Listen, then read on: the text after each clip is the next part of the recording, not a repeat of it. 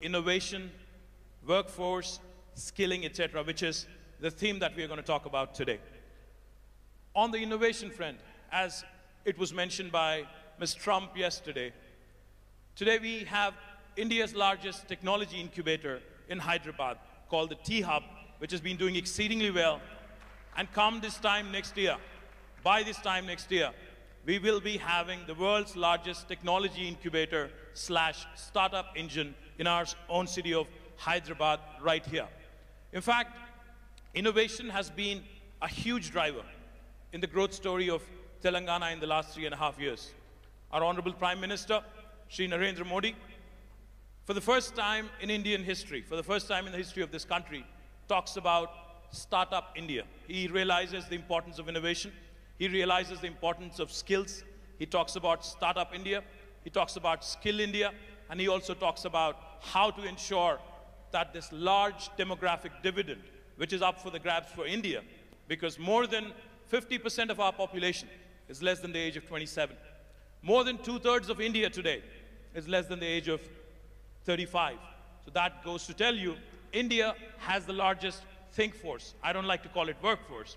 India today has the largest think force on the planet for any country in the history of the planet. As the world is aging, India is getting younger.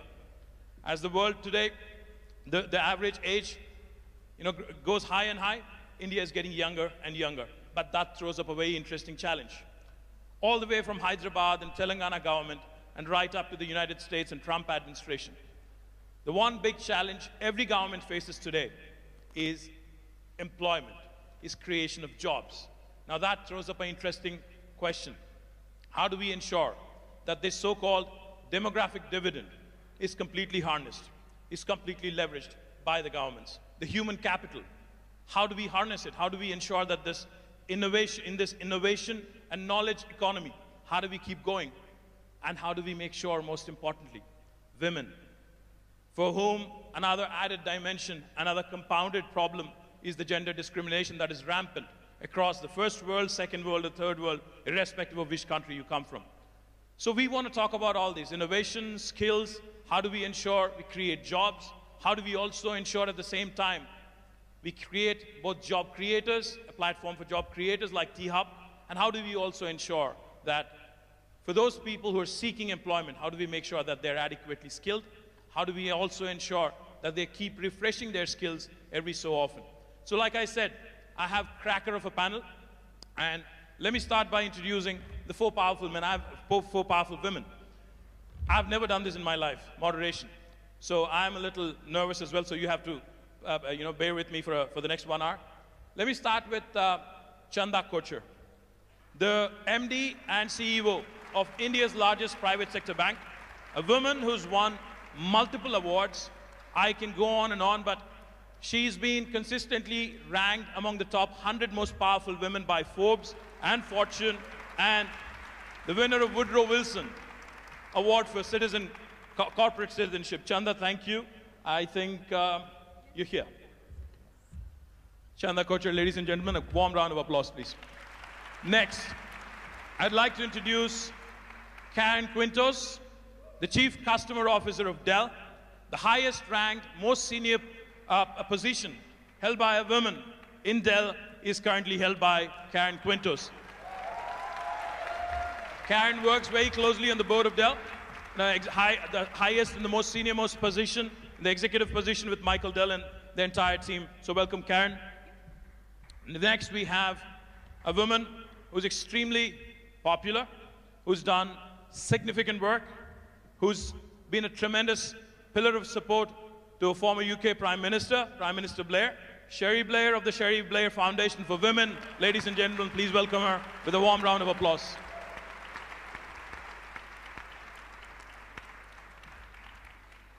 As I've mentioned, I'm the Minister for IT, Government of Telangana.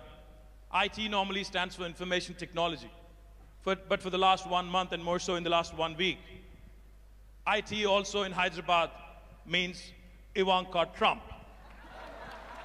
The lady herself is here, arguably the most powerful woman in the world. Warm welcome to Miss Ivanka Trump. With a warm round of applause, please.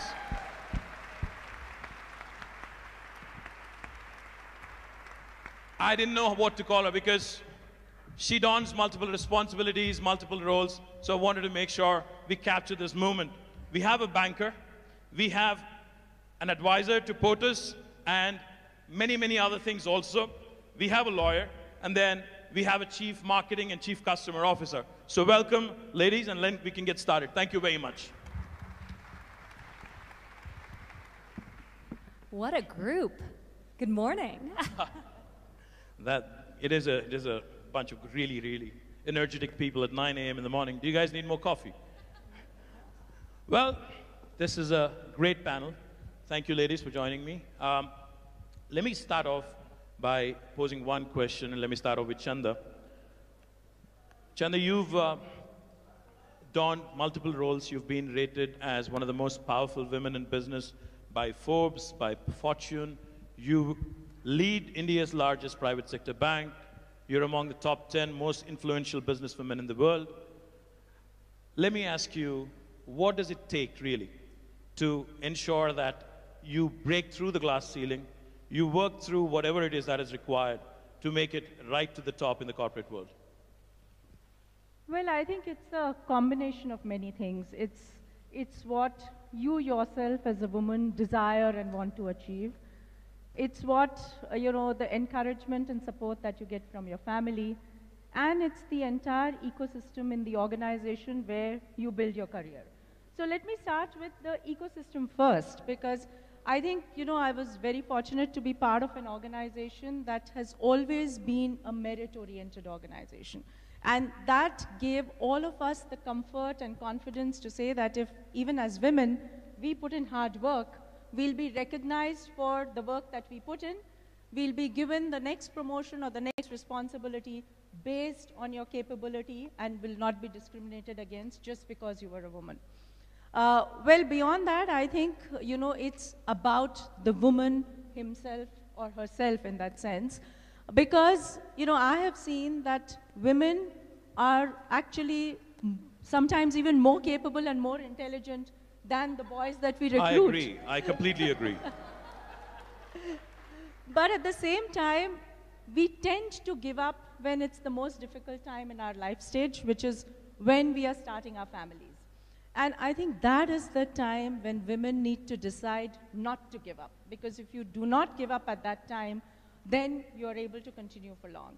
And I can later talk about what ICICI as an organization has done about really making life comfortable for women at that life stage. But I think that is very important. And I feel that at that time, it was I who believed that I want to do this because it's my desire. I'm not doing it because someone is forcing me to do it. And I think that conviction takes you through the period. But beyond that, I must say that, your family, your larger family, has to be a part of your growth and progress.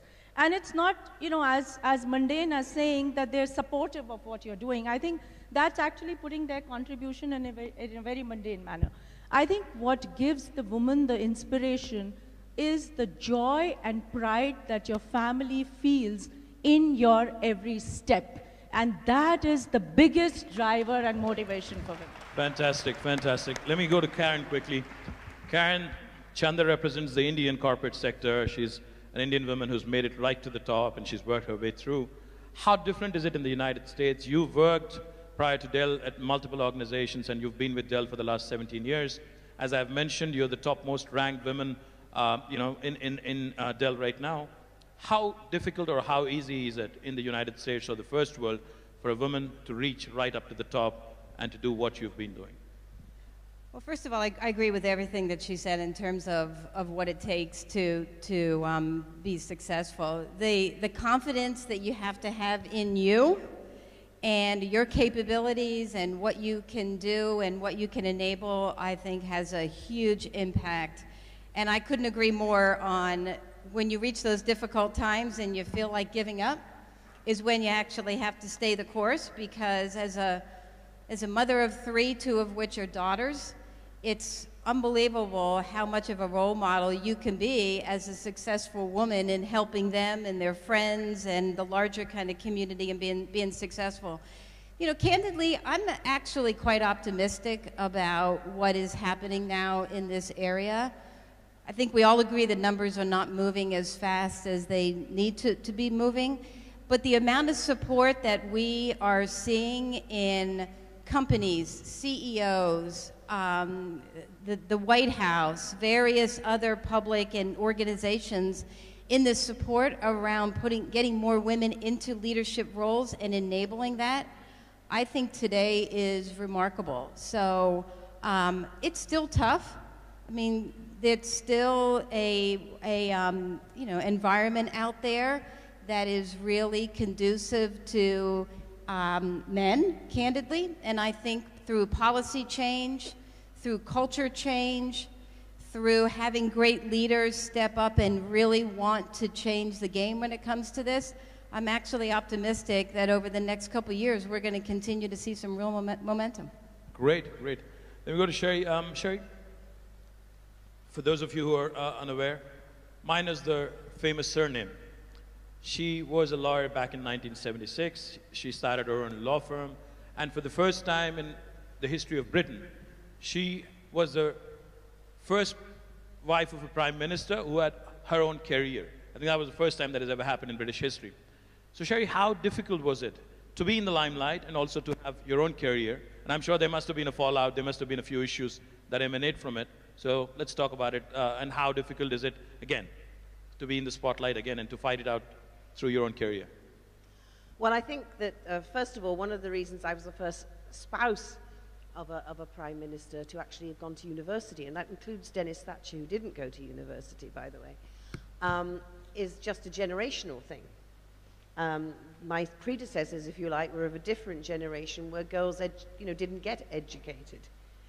In fact, Dorothy Macmillan, the wife of Macmillan, the prime minister, actually told her daughter that she shouldn't go to university and stopped her going to university because she said all she needed to do was to know how to run a household. So there's a generational thing and a change in what we expect from women. What was it like holding down a full-time job as well as being married to the prime minister? Well, I didn't think after 20 to 25 years in my own career, where I'd worked when I had 3 children under 5, when I was essentially supporting my husband as he went on his political career, why would I change my job just because he had changed his? Now, this did cause... Absolutely. This did cause some consternation in Downing Street, because they basically expected me to be there to be the hostess and the support and to be wheeled out on the occasions when it was required. And I did all that, by the way, but one of the things that enabled me to carry on with my career actually was IT. Because by the time I got to Downing Street, I was able to conduct my business from Downing Street. So I might be dealing with my legal papers, I might be answering clients' queries from my desk. My client would not know where I was, nor would they know that possibly half an hour before that I'd been down greeting the First Lady of Tanzania to have tea with her. Now, I couldn't do that without IT, and that made a huge difference to me, and it's why when I left Downing Street and I was thinking, if IT makes such a difference to a fortunate woman like me, surely there must be opportunities for using IT to bring advantages to women entrepreneurs across the world. And that's one of the missions of my foundation, which is to help women with what we see as the 3 C's that they need for growing their own business. And the 3 are, we've mentioned one already, confidence. Because too many women are told what they can't do, not what they can do. The second C is capability, capacity, it's training, it's women, again, don't get the same access to education across the world as men do. Business is partly instinctive, but partly it's about knowing how to run things right, how to read a spreadsheet, how to build a business plan, how to make the right sort of pitch to get the sort of money that Chanda will then loan you the whatever capital that you need. And the third one is access to capital. And capital is a big issue for women entrepreneurs, and I know there must be many of them in this room that know only too well that when it comes to getting the money to grow and expand your businesses, it's very hard to move the needle, to get beyond the skeptical, often male officers in the banks who don't actually really believe that a woman can succeed in business. And so we work with our women to build those things, and we do that by using technology. And finally, I'd say this, you know, if we're going to do anything in this world, we've got to do something about men. All right. Yeah, that includes you. Men need to men need to understand that women are their equals. Men need to understand that women do face obstacles that they don't understand, and men need to understand that they need to do their share as well. I was recently at the American Embassy in Delhi, where we'd done a program with the American Embassy called We Can, and I know two of our women entrepreneurs who won that competition are in the room here. But we had a group of 25 Indian women entrepreneurs who came to present their business ideas. At the same time, the American Embassy had invited along some IT entrepreneurs that they had been working with, mainly men.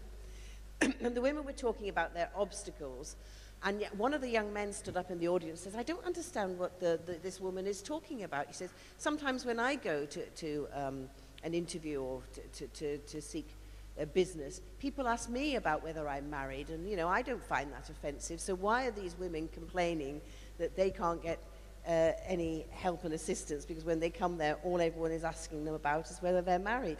And that just showed, the women were very firm with him about there is a difference, because for a man here, if you say you're married, people will think, oh, responsible, not likely, you know, got responsibilities, likely to be a good bet. For a woman here who's looking for capital and comes and they say, are you married? And she says, yes, I am. They think, oh, difficult, going to get pregnant, you know, got other responsibilities. So it's a completely different mindset. And unless young men, like the young men in those rooms, understand that, understand the difficulties that their wives and their sisters, and yes, their mothers are experiencing, then we're never going to change this dynamic.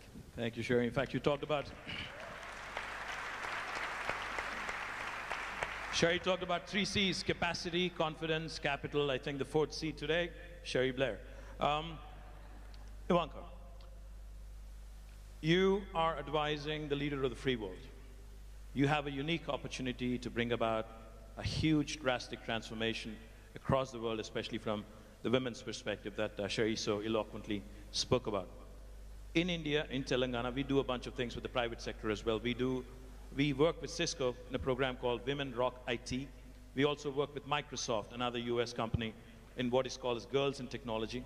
We also work with Facebook in what is called as Boost Your Business. We work with ICICI and a bunch of private sector players.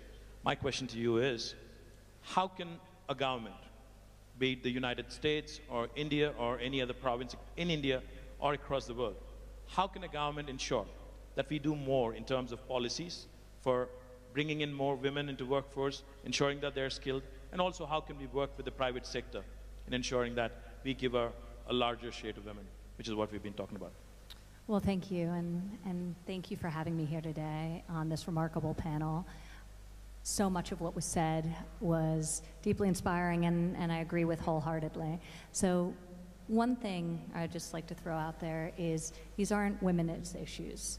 We're half the population. So we have to just start thinking about them as critical issues, not women's issues. So the role of strong male voices in this conversation, to Sherry's point, is very, very important. Also, going back to something else you said, Sherry, I think one of the reasons we're seeing an explosion of women's entrepreneurship is because traditional workplaces often haven't worked for us. We are disproportionately providing unpaid care while also needing to support our families financially. In the vast majority of American homes now, all parents work. So women are working, supporting their families, and providing unpaid care.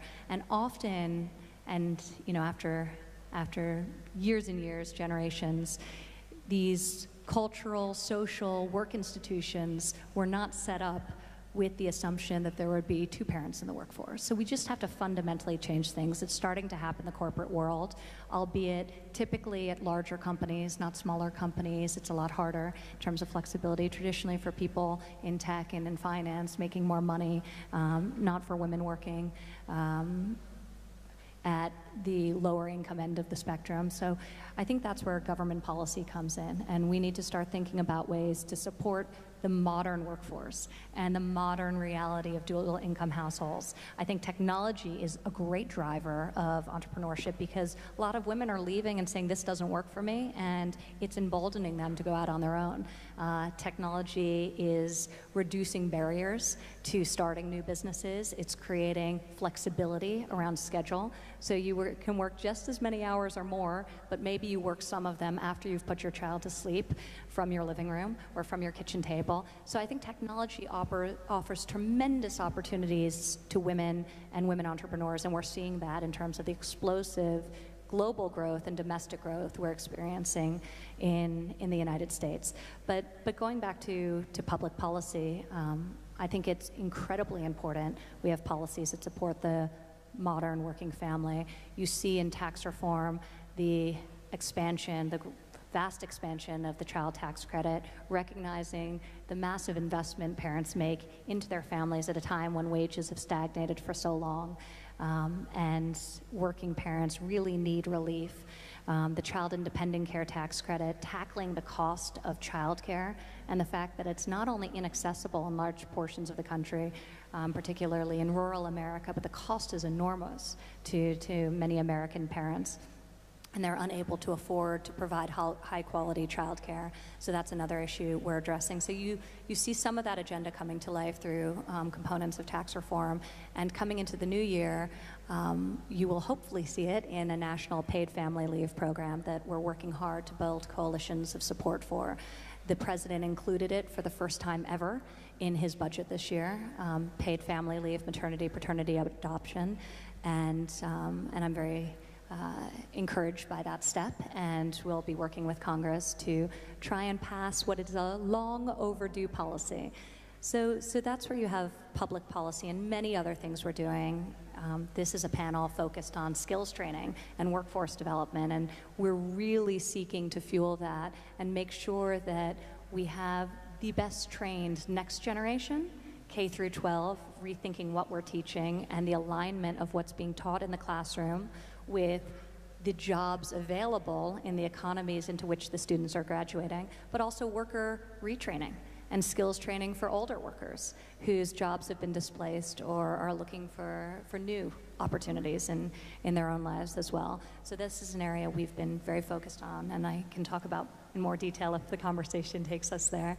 But you'd mentioned the private sector, and I can't say how important this is. I mean, it's really all innovation comes from the private sector. That's where it starts, that's where it originates. And government, and thank you to all of you out there and you incredible entrepreneurs who are taking some of the world's greatest challenges and obstacles, whether it's humanitarian aids or just providing a service better or reinventing or inventing a new idea. So it's incredibly exciting what you're doing, but government's role is to help fuel that, to eliminate barriers, to create an environment in which you can really accomplish your dreams and your goals, and we're seeking to do that domestically, and very excited about the work we're doing internationally to create opportunities for entrepreneurs and women entrepreneurs, especially in the developing world. Fabulous. In fact, let me compliment the Trump administration on, as you said, as you put it, long overdue, policy reforms which are in the offing now, and I do hope Congress passes it, and I do hope the Trump administration actually has a huge victory, especially in this very, very important sector. Chanda, you have a very ambitious ICICI digital village outreach program. You've already targeted 11,000 villages across 17 states, and out of which you've already created 7,500 women entrepreneurs. So what goes into ensuring that these women entrepreneurs in these villages from the rural settings, how are they empowered? How do you ensure that? I'm sure there must be obstacles in trying to bring them into the workforce. I'm sure there must be a lot of challenges. How do you overcome that? And how do you also ensure that they stay on top of their game? And how do they keep sustaining what they do? So let me take this in two parts. Let me also tell you what we do at ICICI to just encourage women participation in a large organization. And then let me tell you, as our CSR, what do we do in the villages to encourage women in the rural areas. So in the organization, as I mentioned, we are an absolutely merit-oriented organization. And in fact, if people ask me, do you have special policies for women? We actually do not have real special policies for women. And I think the only special thing that we do is to create that environment where women feel confident that it's on the basis of their merit that they will rise. Fantastic. Having said that, we also realize that, at specific life stages, women need that special care so that they don't give up. And I'll just point out to a couple of policies that we've started. So we've started something called I Work at Home, where we allow women, especially the young mothers, or even women who have to take care of their elderly parents or parents-in-law, to work from home for extended period. And this is not just about sitting and doing some data entry in some corner, but we create a work environment where through the use of technology, we have their computers linked online with our back-end systems. We have, face recognition so that we know that it's only the woman who's working. We have face recognition to say that if there's too much crowd around the woman and children are moving around, then the computer will shut off. So in a way, we create a real working environment where over long periods people can work from home and they do not lose out on their career progression if they're working from home. Fantastic. Fabulous. The other thing that we've started lately is actually to say that any mother who's got a child up to 3 years of age, and if that mother travels overnight for office work, we of course pay for the mother because she's going for office work, but we also pay for the travel of the child and the travel of a caretaker so that the mother can take the child and caretaker along. Fabulous. Fabulous. Chanda? So these are some of the things in an organizational environment. But coming to our skill training initiative, we've started a whole skill training initiative across India. And through that, what we've done is we train those underprivileged youth who are not able to afford higher education. For that, we picked skills which are actually relevant for this kind of youth. So we have about 24 training centers in urban and semi-urban areas in the country, plus around 500 villages where we have taken this skill training initiative. The training skills that we've picked vary from something like a tractor assembly and a tractor repair to electricals to dress designing, garmenting, web designing, and office administration and selling skills. And what we have seen is that as we take these training skills, especially to the rural areas, we have more and more young women joining these training skills. So I'm very proud to say that we train about 100,000 youth every year, and of that, 55% are women. Fantastic. A big round of applause, ladies and gentlemen. More than 55%. That's amazing. That's amazing. And this is what we were talking about before with really so much of the leadership happening in the private sector and government taking these great programs and fueling them and really bringing them to scale.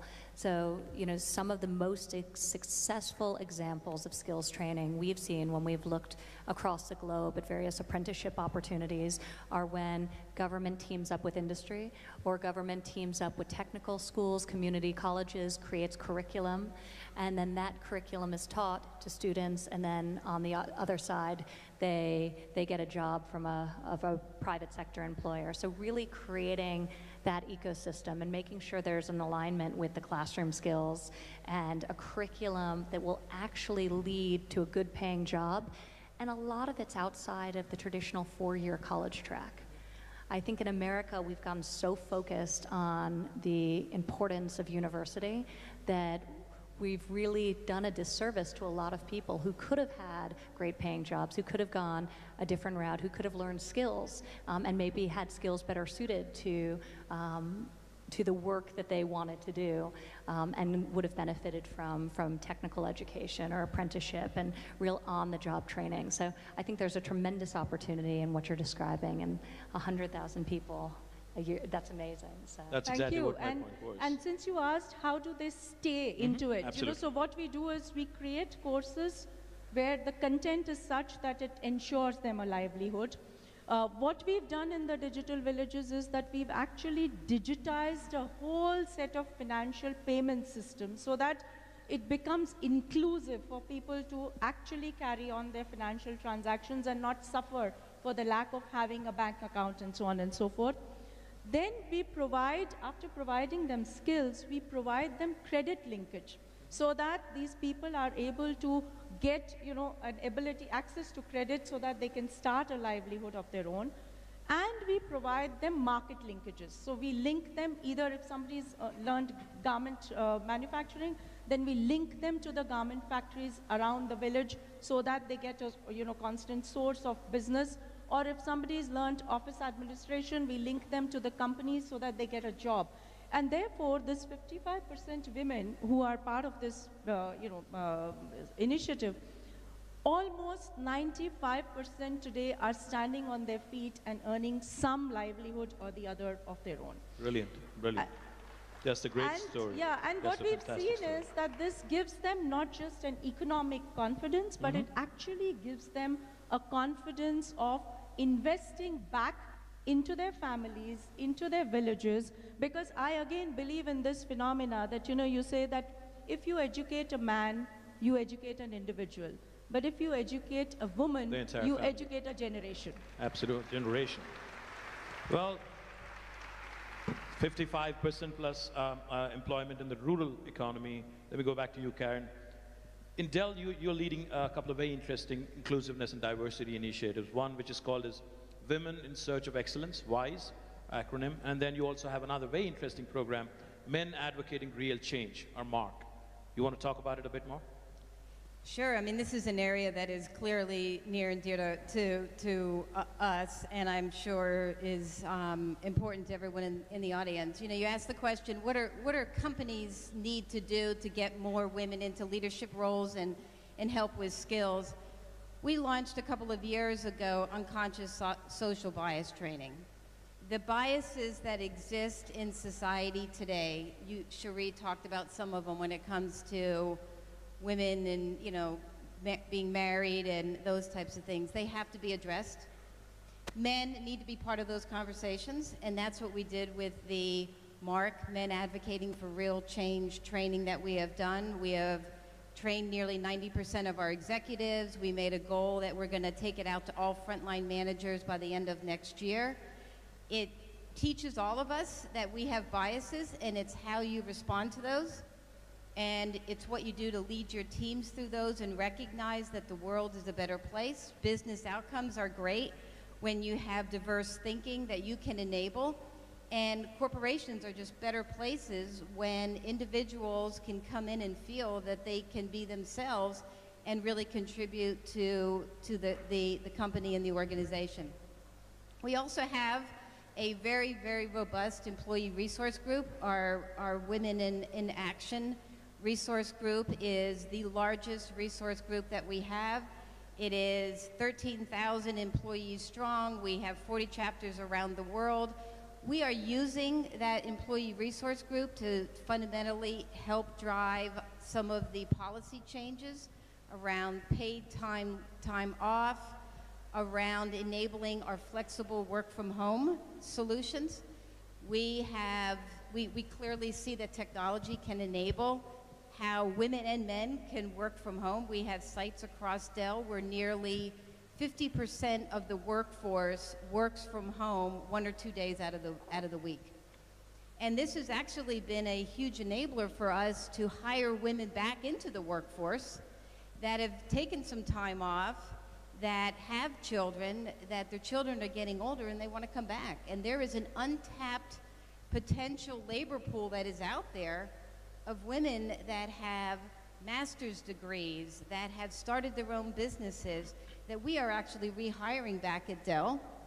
And they're continuing to lead, major organizations and functions for us. And a lot of that is enabled through a lot of these practices. No wonder you won the Working Mother of the Year, 2012, the award by the Working Mother magazine, because the work-life balance, I think, you talked about. So Sherry, going back to you, when you launched your foundation in 2008, you talked about how women being a part of the workforce is going to lead to stronger economies. You want to elaborate a bit on that and what your foundation has done to further the cause in the last 9 years? Well, I think the frustration I feel after, as you say, we founded the foundation in 2008, is that, all the research we see all the time shows that by empowering women, by women getting engaged in the economy, that makes sort of stronger economies. McKinsey recently produced a report which said that the world GDP would increase by $28 trillion if women were given equal access to economic opportunities that men have. And yet this year, the World Economics Forum Global Gender Gap showed that when it comes to women's equal access to economic opportunities, we've actually gone backwards. So the dial hasn't gone forward, it's actually gone backwards. So what is going on? There are clearly, it's not enough to keep producing evidence that empowering women makes a difference. We've actually got to make sure that people do something to implement these things, because there are barriers. Take here we are in India, amazing country, vibrant, so much going on, and yet India has one of the lowest participations in the workforce of women in the world. Absolutely. It is right down there with some of the poorest countries in the world, and does worse, for example, than countries like Bangladesh. So only, I think it's 27% of women over the age of 15 participate in the workforce in India. And when you look at women graduates from India, 67% of those do not go on after graduation to participate in the economy. So that is a huge disadvantage for India. And if these women were contributing their talents to the economy, then the Indian economy would be doing even better. So why is that happening? And we've touched on some of those things, and what we have tried to do with our programs is to help women get the skills, to get the information that enables them to break down some of these barriers. We talked a little bit, you mentioned, Karen, about the women returners. When we talk globally about women entering into the economy, we then often segue into girls' education, which is so important. But in a world where so many women get married very young, if we ignore the women, as you were saying, who after they've had their families, and if you get married at 15 or even 18 and you have your children very young, you are still very active and got a lot to give in your 40s when you're possibly even a grandmother. And yet it's very much more difficult for women at that level to repenetrate the job market. And one of the ways you can reach these women is to bring them skill training, to give them access technology, so you reach out to them where they are, whether it's as in Chandra's program in the villages, and we did a great program with Mandeshi Bank in Pune recently, where they were already giving microfinance loans to women in the rural areas, and we added to those loans a component of business training. And as a result of that, we found that the women not only got the money, but they used the money more wisely, and therefore were able to increase their business skills. So I just wanted to tell you the story about one of the women that I met there, who'd been on our training course. And she was 37, she already had 2 teenage children. 6 years ago, she was working in her shop, and she cut off her left hand on a slicing machine. Obviously, this was a huge problem for her, but she picked herself up. She came on the course, got a loan, And as a result of the business training, realized that she needed to diversify her business. As a result of that, it ended up increasing her income fourfold, which enabled her to pay for her daughter, who she wants to become a doctor, to stay on at school beyond the age of 15, which was the age that she herself got married. But I asked her to describe her day for me, and I just wanted to share this with you. So she gets up at 5 o'clock in the morning, and she then, from 5 to 8, milks the 10 cows that she now has to produce milk to go to her store. She goes back at 8 o'clock, and she then feeds her family and gets her children off to school. At 10 o'clock, she goes to her shop. By the way, remember, she's only got one hand. And she works in her shop between 10 o'clock and 5 o'clock. At 5 o'clock, she goes back and milks the cows again until 8 o'clock. And then at 8 o'clock, she goes home and she feeds the family again and prepares for the next day, and she goes to bed again then at 11 o'clock at night in order to get up again at 5 o'clock in the morning. That's a woman who is absolutely devoting herself to getting the best out of herself and her family. And she's the sort of woman that, by supporting and the fact that she's done so well, has increased her prestige in her village as well.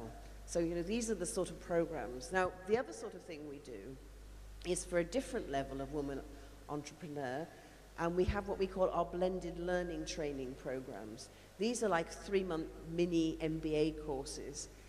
And the point about the blended learning programs is, though the women come together to do the business training, most of the course is delivered over the internet so that they actually don't have to leave their businesses. Because if you're a woman entrepreneur and you started a business and you're progressing that business, but you need the business skills to expand that business, it's sometimes very hard just to walk away and leave that business. But by using technology, we can provide training to women where they are so that they can carry on their businesses and still get the skills that they need to develop. So a program we have in Nigeria, for example, it's called The Road to Growth. One of the women on that program who did our course, for example, was a psychiatrist trained in the UK. She came back to Lagos to start a mental health clinic. And she said, you know, I'm obviously an intelligent woman, but no one had ever taught me about business skills. So I start this business, I know how to do the medicine. But, you know, then it's a question of, well, how do I manage my finances? How do I manage my staff? How do I present a business plan? And so the blended learning training gives women the skills, but doesn't require them to have to go away for weeks and months on end in order to be able to do that. So we have to find practical solutions to help women who are earning money now do better at what they do without requiring them to have to make the sort of sacrifices that they can't actually make by giving up their businesses altogether. Absolutely, practical solutions. Can I just add one thing to Cherie, because it's actually an example that you all can see here at GES, and it speaks to how do we help connect women, and in particular women entrepreneurs, up to the skills, the training, and everything that they need. One of the things that we discovered years ago as part of the work that we've done around women entrepreneurs is access to capital, access to mentors, access to skills, access to expertise that exists out there. And through technology, we built this platform, and you can see it in the Dell booth, called Alice. So think Angie's List for women entrepreneurs. It's built on a technology platform. It uses big data, artificial intelligence to hook women up with other women and the needs that they have around, I need capital access. I need to understand, you know, legal capabilities. I want marketing skills that will help me figure out how to market my company. And through this platform, we have thousands of women that are interacting with other women that they can connect real time with. And through technology and big data, this platform continues to be smarter and smarter and smarter. And our goal is to enable millions of women that can get the access to the skills, the training, and everything that Cherie and her foundation are helping to enable. So I think technology can really, really help there. Technology, practical solutions, sacrifices, and the wonderful work that your foundation is doing. My compliments. Let me turn back to Ivanka. Ivanka, a McKinsey Global Institute study shows that if we are able to close this workforce gap by 12%, we would actually be increasing the world's GDP by 25% by 2025. And it also, another interesting fact that this throws up, women in top leadership positions and boards actually enjoy greater financial returns. So was that a conscious choice to run your entire enterprise, Ivanka Trump, with all women leadership and completely run by women? Was that for the bottom line? Was that to make sure that you have more women in the right positions, or how do you go about doing this? Well, I think today, empirically, we know that having equal representation, gender representation, having diversity is a positive. It's financially beneficial to business. And that's what's pushing corporations, not just a social responsibility, but a fiscal responsibility to their shareholders. And that's what's pushing businesses to diversify at a faster rate than if they were doing it for some other motivation. So that's exciting. And we're seeing all the studies, we're seeing all the data to support that very fact. So I think the key, and we've covered so much ground here. We've talked about the importance of public policy supporting working families, women and men who work inside or outside of the home. We've talked about the role of technology and how that can connect people to mentoring opportunities, like the great work being done at Dell.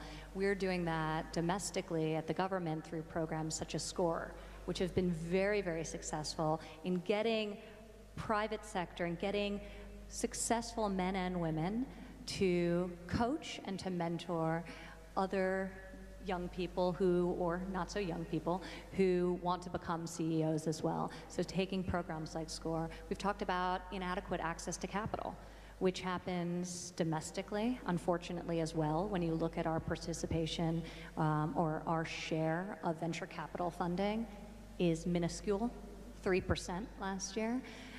We're trying to fix that by A, raising awareness about this issue, but B, increasing our lending through the Small Business Administration. In 2017, we increased the amount of lending to women-led firms by over $500 million year-to-date alone, so that's exciting. And then internationally, where the barriers are the same but far greater, oftentimes with a cultural or legal overlay that makes it particularly challenging. So one of the initiatives we launched, and there's so many great initiatives across government.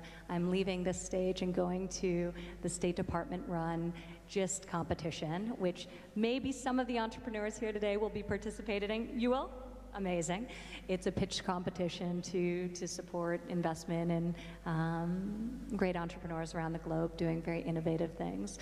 But there's so many different programs. But this summer we launched something that was very extraordinary. We were founding members with 14 other countries of a World Bank initiative called WeFi, and it seeks to address a number of the things we've mentioned: access to capital, access to networks, access to mentorship, and access to equitable laws by pushing governments in developing worlds to lower barriers and change the laws that prohibit women from full participation in their economies.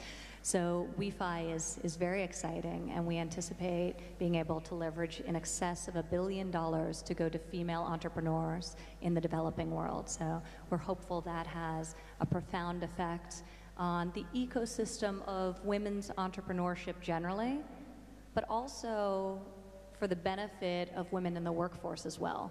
Because it was noted here that when you invest in women, they invest back into their families, back into their communities.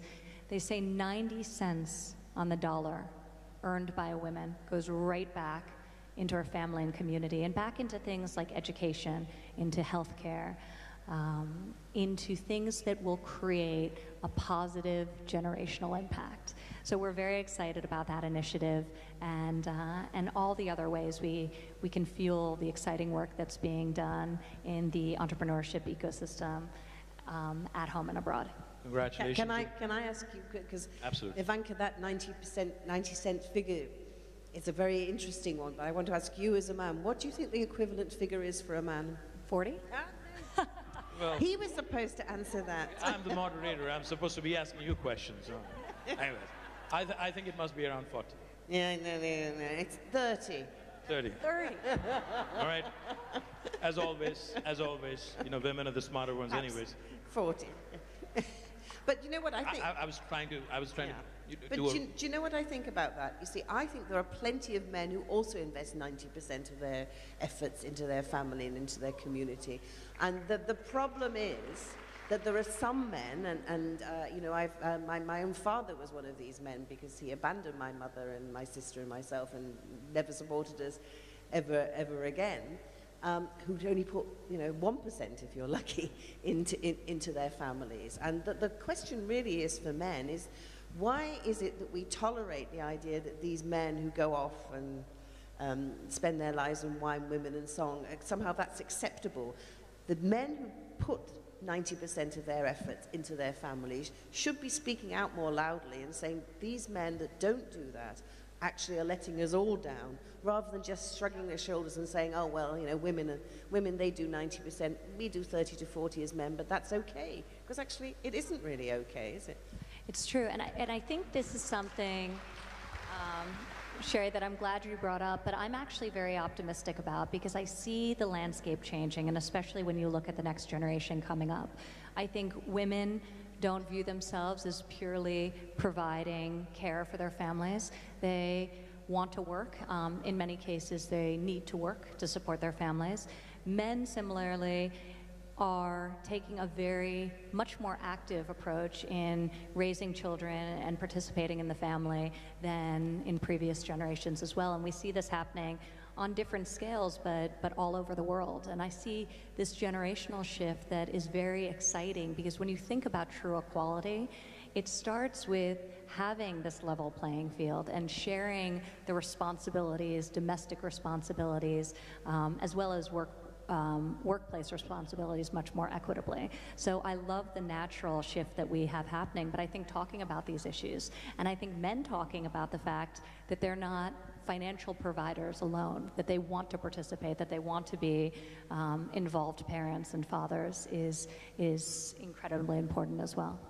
Now that you raised a very personal question, let me throw a quick question to all of you. I've learned that all of you are privileged to have a daughter, also each of you. I have an 8-year-old daughter also. So what would you say is the single most important thing that you would like to see changed? We talked about multiple things. We talked about capacity, we talked about confidence, we talked about mentorship, we talked about collaboration with the private sector, we talked about rural sector. What is that one single important thing from a government and from the societal perspective that you would like to see differently, say, a decade from now? We'll start with you, Ivanka, and then we'll move on to others. We have about 5 minutes, so let's make this crisp. Well, I think I have a 6-year-old daughter, and I'm actually trying to get rid of some of her confidence. But I think the purity of a young girl and the lack of assumption around what her role is, what she should do, what she shouldn't do, what she should like, what she shouldn't like, the longer we can preserve that, the better. So I'm always inspired by my daughter, because she makes me realize how many ingrained biases even I have that I don't realize that I'm accidentally putting on one of my children, my sons or my daughters. So I think look at our smallest children and see the world as much like they see it as humanly possible. And hopefully Arabella grows up in a world where she's never told she can't do something because of her gender. Certainly, she'll never be told that by her mother. Fantastic. A big round of applause, please. Ingrained bias, which is even within all of us. Tell me about it. I'm a man, so I'm obviously going to have a little bit more of that. Chanda, a quick point on what you would like to see differently a decade from now, the single most important thing. Well, as you said, we all have daughters. I have a daughter, and I think the proudest thing for me to say is that while today here I'm sitting as a panel member, my daughter's sitting here in her own right as a woman entrepreneur, Can we as a have her stand delegate up here, please? Miss Kochhar's daughter. There she is. A big round of applause to the young lady. What's her name? What's her name, Chanda? Aarti. Aarti. Many congratulations, Aarti. But what I say is that for me, my biggest inspiration are my children. And, why is my daughter my biggest inspiration? Because I think at her age, I expected my mother to do so many more things for me than what she expects her mother to do, because she doesn't find the mother around. She's a strong young lady. So, yes, yeah. so much around. So I think it is about, this is an entrepreneurship summit, so I would say it is about 3 E's for women: education, encouragement, and empowerment. Education, encouragement, and empowerment. Yeah, Big round of applause. If we do that, I think sky's the limit for all women. Fantastic. Sherry, your thoughts on what the single most important thing is that you'd like to see differently a decade from now? Well, I've got a daughter and I've also got 3 sons. And if you were to ask me, what's the most important thing for my daughter, I think the most important thing is actually to marry well. And if you choose the right partner. Choose the right partner. And therefore, when I talk about what I want to see for my daughter, I actually think more about my sons, because as a mother of 3 sons and 1 daughter, I have to actually think, how am I bringing up my sons? And for a long time, my main concern was that one day my boys would come to me and say, Mum, here's my girl that I'm going to marry, and I want to let you know that she's going to stay at home and look after me. Fortunately, that hasn't happened. My youngest is only 17, so if he came and say he wanted to get married, I'd be a bit upset. But my 2 elder boys are both married to very successful career women themselves. But the one thing I said to both of them before they got married, the day before, I said, I know you're all very proud of your wife and her career and what she's doing, but the crunch time will come is whether you're prepared at some time in your career to take a step back in your career so that her career can flourish. Because if you constantly think that yes, she can have a career, but it's always secondary to mine, then it's never going to quite work, is it? Because the girl will always then have to take the Since you mentioned choosing the right partner, one of these days when I'm going to catch the Prime Minister, I'm going to talk to him about his perspective as well on choosing the right partner. Can you also mention to him when is the time when he's going to take a step back in his career so that I can get on with mine? Absolutely. I shall ask him that. I do think, though, and I just want to layer something on top of that, because I do think you're right, that conversation needs to be happening about who's going to step back if somebody is going to step back. But I do think we have to do a better job of recognizing that all women are working women, whether they're working inside the home, raising their families, or whether they're working in a professional capacity. And I think we have to celebrate that decision either way, but we need to create an environment in which people can make the decisions that are right for their family. So destigmatizing men making the choice to do that, but also not disincentivizing or not frustrating women who choose that as the right path for themselves as well. Well, we're actually out of time, but... I want to say one thing. No, absolutely. In fact, all I was going to say what needs to change?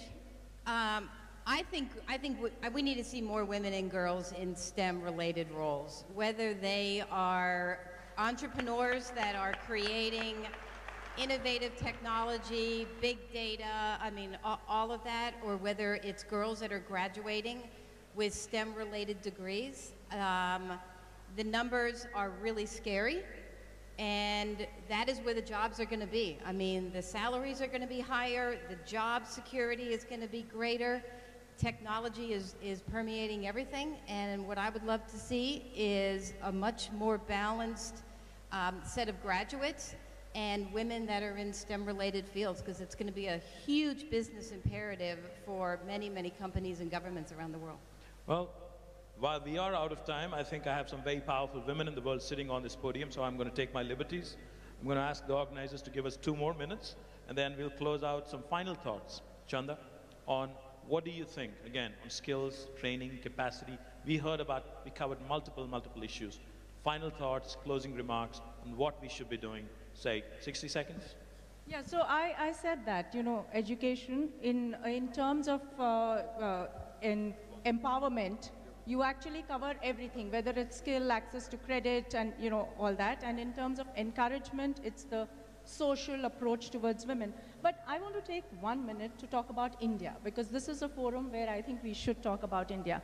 And I just want to say that, for India, this is today a matter of both celebration, because India has come a long way, as well as a matter of resolving that there is lots more to do. So, clearly, as Sherry said, that, not even 25% of the graduated women really participate in the workforce. And therefore, the same McKinsey study says that for India, actually we can add in the next 8 to 10 years, $700 billion to our own GDP if we actually bridge this gender gap. But the way I look at it is that I think this is a glass half full, because that is what is the potential for India and India's GDP. But while we have a lot to do, I think I just want to tell this forum that I think India still does much better than many, many other countries in the world.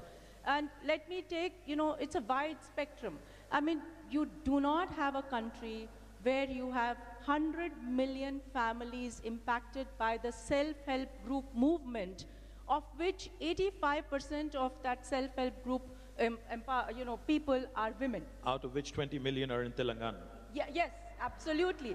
So you move from there to the whole entrepreneurship thing. And I think India's economic structure is changing. It's no longer just a manufacturing or a services economy.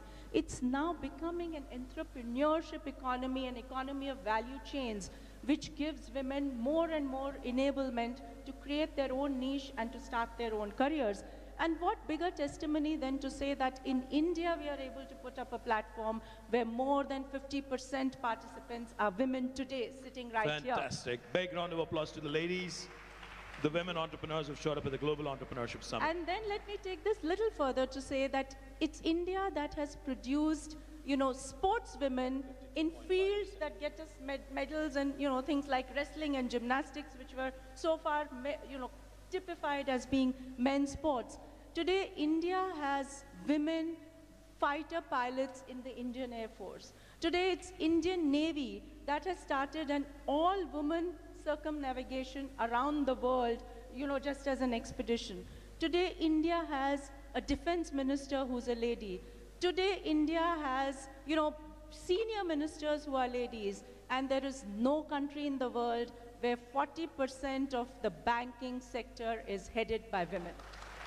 Lovely. That was a great note, great closing note from a banker. Ivanka?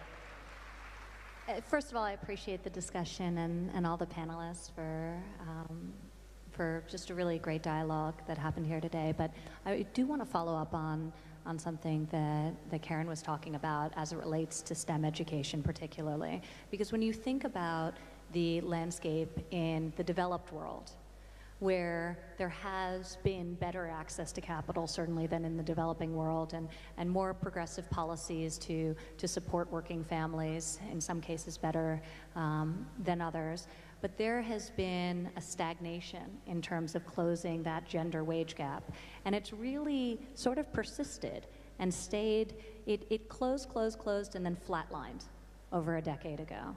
And it stayed that way. And when you really break down the reason for that and what's causing that, it's women traditionally have in fields, and when you look at industry segmentation, you have a lack of participation of women in higher growth fields like STEM fields, in computer science fields.